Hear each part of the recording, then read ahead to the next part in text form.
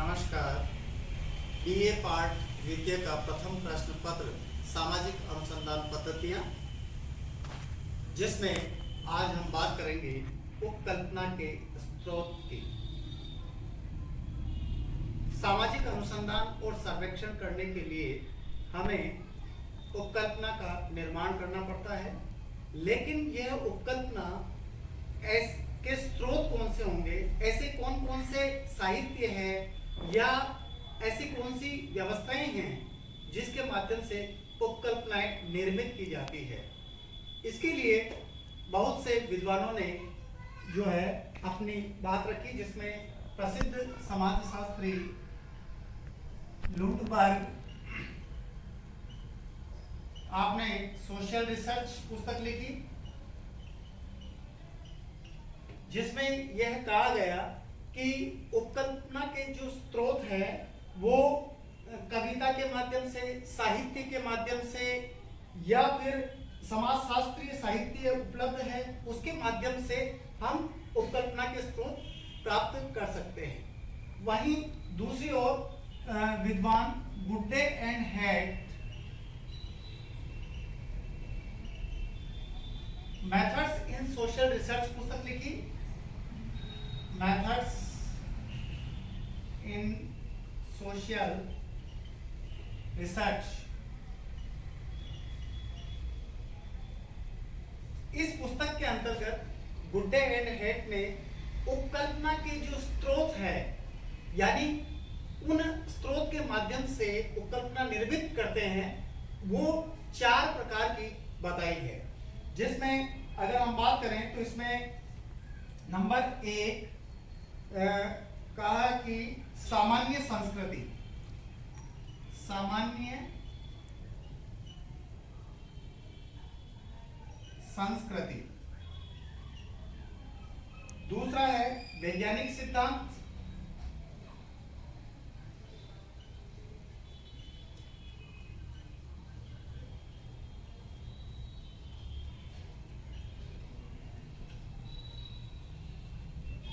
और तीसरा है समरूपताएं,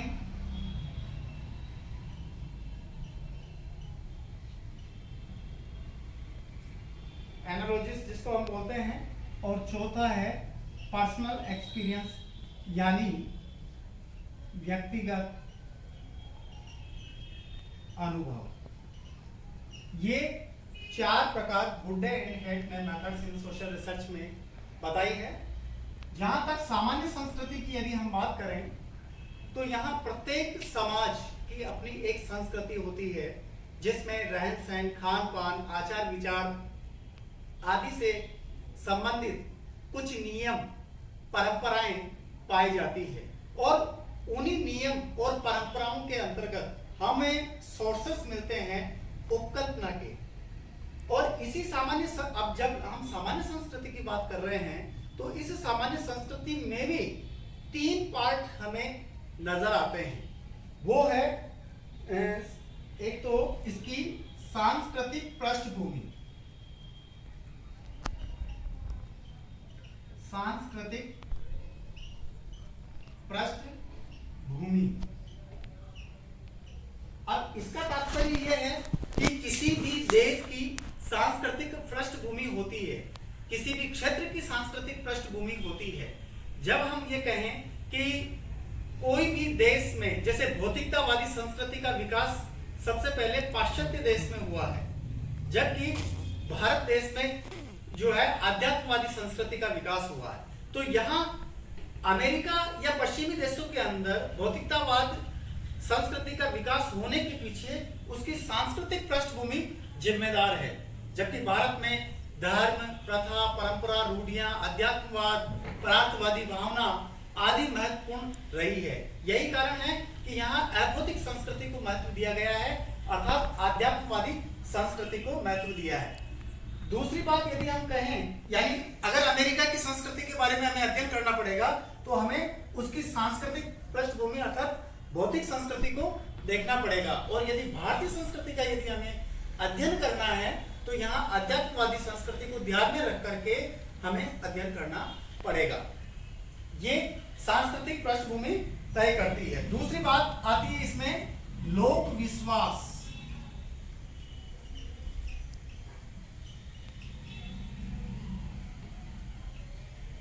लोक विश्वास का मतलब है कि किसी भी समाज में कुछ कहावतें होती है, लोकोक्तियां होती है, वार्ताएं होती है, और उन कहावतें, लोकोक्तियां अर्थात तुकबंदियां, उसके अंदर भी बहुत सारी बातें जो है उपकल्पना के स्रोत के माध्यम से हो सकती है, जो संस्कृति का पार्ट है। प्रत्येक समाज के अंदर लोकोक्तियां और तुकबंदियां देखने को मिलती है। जैसे हम ये कहें कि गंजा आदमी धनवान होता है, पशुओं में सियार और पक्षियों में कौवा जो है वो चतुर होते हैं। तो ये क्या है, लोकोक्तियां हैं, प्रचलित है। यदि हम इसके आधार पर उपकल्पना निर्मित करके सिद्धांत तक पहुंचते हैं तो वह हमारी संस्कृति का एक पार्ट हो जाएगा, सामान्य संस्कृति का। तीसरी बात यदि हम कहें तो वह सामाजिक परिवर्तन की बात है, सोशल चेंज। सामाजिक परिवर्तन सामान्य संस्कृति के अंतर्गत जो है सामाजिक परिवर्तन की बात, इसमें ग्रीक विद्वान हेराक्लिटस ने कहा था कि all things are in a state of flux, यानी सभी वस्तुएं परिवर्तन के बहाव में हैं। आज जो स्थिति है वो कल नहीं रहेगी, वो परसों नहीं रहेगी, यानी उस स्थिति में परिवर्तन होगा, बदलाव आएगा, तो सोशल चेंज होगा। मैकाइवर ने एक स्थान पर कहा society is changeable and dynamics, समाज परिवर्तनशील है और गतिशील है। प्राचीन समय का समाज और आधुनिक समाज में काफी कुछ परिवर्तन देखने को मिल रहा है। यदि हम एक हाइपोथेसिस यानी उपकल्पना निर्मित करें कि ज्यों-ज्यों नगरीकरण और औद्योगिकरण की दर बढ़ती जाएगी, क्यों-क्यों जो है संयुक्त परिवार व्यवस्था का विघटन होगा, यानी संयुक्त परिवार व्यवस्था जो है वो घटेगी, ये औद्योगिकरण और नगरीकरण के कारण, और धन का महत्व बढ़ेगा, ये हमारी हाइपोथेसिस। और अपराध की दर में वृद्धि होगी, ये उपकल्पना निर्मित कर सकते हैं इस आधार पर। और जहां तक साइंटिफिक थ्योरी की बात करते हैं, दूसरी जो है गुड्डे एंड हेट ने बताई थी वैज्ञानिक सिद्धांत। यहां पर जो समाजशास्त्रियों के द्वारा वैज्ञानिक सिद्धांत दिए हैं, जिसमें यह माना जाता है कि इन सिद्धांतों के आधार पर भी हम उपकल्पना निर्मित कर सकते हैं। जैसे कार्ल मार्क्स ने वर्ग संघर्ष का सिद्धांत दिया था, क्लास स्ट्रगल इन फ्रांस, वर्ग संघर्ष का सिद्धांत दिया, जिसमें बुजुर्गों और सर्वहारा वर्ग की बात कही, और उन्होंने वर्ग विहीन समाज की बात कही। बुजुर्गों वर्ग, अमीर वर्ग, सर्वहारा वर्ग, गरीब वर्ग यानी श्रमिक वर्ग है। इन दोनों वर्गों के बीच में संघर्ष होता है अपने अपने हितों के लिए, और एक समय ऐसा होता है जहां वर्ग विहीन समाज की स्थापना हो जाती है, यानी कोई वर्ग नहीं है, व्यक्ति को योग्यता के आधार पर उसको काम दिया जाएगा, ऐसा सिद्धांत है। इमाम दुर्खिम ने आत्महत्या का सिद्धांत जो है एक साइंटिफिक तरीके से दिया, श्रम समाज में श्रम विभाजन का सिद्धांत साइंटिफिक तरीके से इमाम दुर्खिम ने प्रस्तुत किया। तो इस प्रकार हम उस वैज्ञानिक सिद्धांत को आधार मान करके हम उपकल्पना का निर्माण कर सकते हैं, और बहुत से विद्वानों ने ऐसा किया है। तीसरी बात यदि हम कहें समरूपताएं, जिसको हम कहेंगे एनालॉजीज। एनालॉजीज समरूपताएं का मतलब होता है कि जो कार्य पशुओं में हो रहा है उसी चीज को मानव समाज पर लागू करना, वो समरूपता कहलाती है। जैसे हर्बर्ट स्पेंसर, यहां हर्बर्ट स्पेंसर है, स्पेंसर इंग्लैंड के समाजशास्त्री है, इन्होंने प्रिंसिपल्स ऑफ सोशियोलॉजी पुस्तक लिखी, प्रिंसिपल्स ऑफ सोशियोलॉजी, जो यहां समाजशास्त्र के सिद्धांत स्पेंसर ने दिया। और एक उक्ति इन्होंने महत्वपूर्ण दी थी, वह थी सर्वाइवल ऑफ द फिटेस्ट, योग्यतम की उत्तरजीविता। बहुत सारे विद्वान चार्ल्स डार्विन की उक्ति मानते हैं, जबकि वास्तव में यह स्पेंसर की उक्ति है, सर्वाइवल ऑफ द फिटेस्ट यानी योग्यतम की उत्तरजीविता। यहां समरूपताओं की बात की है तो स्पेंसर ने जिस प्रकार मानव का शरीर है, हाथ, पैर, नाक, आंख, कान, ये शरीर के विभिन्न अंग हैं, ठीक उसी प्रकार समाज के भी अंग है प्रथा, परंपरा, रूढ़ियां, जनरीतियां, विश्वास। यानी समाज के साथ उसकी तुलना स्पेंसर ने मानव के साथ में की है। जिस प्रकार से मानव काम करेगा समाज भी वैसा ही कार्य करेगा। ये एनालॉजीज है, ये समरूपताएं हैं। ठीक इसी प्रकार ऐसी समरूपता कई वैज्ञानिक को में देखने को मिलती है। लुई पाश्चर जिन्होंने चेचक के टीके का आविष्कार किया, सबसे पहले उन्होंने गायों के अंदर इस टीके को लगाया था और उस पर किया, और उसी गायों के टीके के आधार पर फिर मानव में किया। वो एनालॉजीज के आधार पर है, समरूपता के आधार पर देखा जा सकता है। और इसके बाद में पर्सनल एक्सपीरियंस यानी व्यक्तिगत अनुभव। उपकल्पना के जो स्रोत में चौथी बात आती है वो होती है आपका खुद का अनुभव। कई बार ऐसे विद्वान होते हैं जिन्होंने फील्ड में जाकर के व्यक्तिगत रूप से अध्ययन करते हैं, जैसे लोम्ब्रासो इटली के विद्वान हैं लोम्ब्रासो। इन्होंने द क्राइमिनल मैन पुस्तक लिखी, द क्राइमिनल मैन, जिसमें 200 तक, ये इटली के सेना में डॉक्टर थे लोम्ब्रासो, और उन्होंने 283 खोपड़ियों का अध्ययन किया सैनिकों की, जिसमें कुछ उदंड प्रवृत्ति के थे और कुछ सामान्य प्रवृत्ति के थे।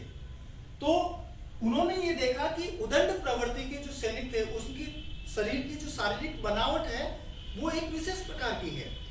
उसमें 15 विशेषताएं उन्होंने प्रकट की, जैसे टूटा हुआ जबड़ा है, टूटा हुआ कान है, टूटा हुआ नाक है, विकृत शरीर है, बेडौल शरीर है। ये 15 विशेषताएं बताई, जिसमें लोम्ब्रासो ने कहा कि यदि इन 15 में से 5 विशेषताएं किसी व्यक्ति के अंतर्गत होती है तो वो निश्चित ही जन्मजात अपराधी है। अब यहाँ पर लोम्ब्रासो ने जो है अपने पर्सनल एक्सपीरियंस, व्यक्तिगत अनुभव के आधार पर जो है जन्मजात अपराधी की हाइपोथेसिस प्रकट की है, वो सोर्सेस के रूप में बताया है। इसके अलावा भी जो है हम ये कह सकते हैं कि डार्विन जो है, चार्ल्स डार्विन, आपने अस्तित्व के लिए संघर्ष की बात कही थी, यानी अस्तित्व के लिए संघर्ष जो है व्यक्ति जीवित रहने के लिए प्रकृति के साथ में वह संघर्ष करता है। यदि वह प्रकृति को हरा देगा तो वो जीवित रहेगा, नहीं तो प्रकृति उसको खत्म कर देगी। तो वह अस्तित्व के लिए संघर्ष, इसके लिए एडेप्टेशन की बात कही है, अनुकूलन। यदि आप में इतनी सामर्थ्य है तो परिस्थितियों को अपने अनुसार ढाल ले, और यदि आप में सामर्थ्य नहीं है तो परिस्थितियों के अनुसार ढल जाए, इससे तो व्यक्ति जिंदा रहेगा। इसको कहेंगे अस्तित्व के लिए संघर्ष की बात है। और न्यूटन की बात यदि हम कहें तो वो भी पर्सनल एक्सपीरियंस के आधार पर हाइपोथेसिस बनाए। वो एप्पल के पेड़ के नीचे बैठे हुए थे और एप्पल नीचे गिरा, तो वो न्यूटन पहला व्यक्ति नहीं था जो उसके सामने एप्पल नीचे गिरा, बल्कि उससे पहले भी गिरते आ रहे थे एप्पल, लेकिन उसके जहन में, उसके दिमाग में यह हाइपोथेसिस आई कि ये एप्पल नीचे ही क्यों आया, ऊपर क्यों नहीं गया, ऐसा क्या कारण है जो ये नीचे आया। तो फिर उन्होंने पृथ्वी की गुरुत्वाकर्षण शक्ति के सिद्धांत को प्रस्तुत किया, हाइपोथेसिस क्या, उसकी चिंतन की प्रक्रिया के कारण से ये निर्मित किया है। इसी प्रकार से एडिशन ने बल्ब की खोज की, आर्किमिडीज ने अपेक्षित घनत्व का सिद्धांत दिया, तो ये हाइपोथेसिस निर्मित की थी। ये उनका एक पर्सनल एक्सपीरियंस है। अगर पांचवी हम बात करें, ये 4 हुड्डे एंड हेड ने दी है। कुछ 2 और प्रकार है, जैसे इसमें आता है इंट्यूशन, या हम कहेंगे अंतःप्रज्ञा। इंट्यूशन, अंतःप्रज्ञा। कई बार व्यक्ति जब किसी घटना का अध्ययन कर रहा होता है तो उसके जहन में कुछ बातें आती है और उसको ये कहते हुए सुना जाता है कि मेरा मन ऐसा कहता है। ये जो मेरा मन ऐसा कहता है वो मन ही इंट्यूशन है। कई बार हम देखते हैं मेरे मन के हिसाब से ऐसा होना चाहिए। जो आपका मन कह रहा है वही आपकी अंतःप्रज्ञा है। कई बार साधु महात्माओं के द्वारा जो है इसी अंतःप्रज्ञा के द्वारा, इंट्यूशन के आधार पर जो है जानकारी प्रदान की जाती है। महापुरुषों तथा आध्यात्मिक संतों के द्वारा अनेक निष्कर्ष इंट्यूशन के आधार पर निकाले जाते हैं और इसी के आधार पर जो है वो काम करते हैं। और अंत में जो हम बात करें, छठी बात, वह है अनुसंधान एवं साहित्य। अनुसंधान एवं साहित्य, लिटरेचर। यहाँ अंतिम उपकल्पना के स्रोत की बात करें कि कई बार कई विद्वानों के द्वारा किसी समस्या से संबंधित रिसर्च किए हुए हैं और उन रिसर्च से संबंधित जो साहित्य है वो हमारे लिए काफी उपयोगी साबित हो सकते हैं सोर्सेस के माध्यम से। तो ऐसे जो अनुसंधान किए हुए हैं उनसे जो हम तैयार करते हैं सोर्सेस को, वो हम इसमें काम में लेते हैं। जैसा कि लुंडबर्ग जो है उन्होंने कहा है कि उपकल्पना के स्रोत के रूप में कविता है, साहित्य है या समाजशास्त्रीय लिटरेचर यानी साहित्य होना चाहिए। उसके आधार पर हम ये प्राप्त कर सकते हैं उपकल्पना के सोर्सेस के माध्यम से।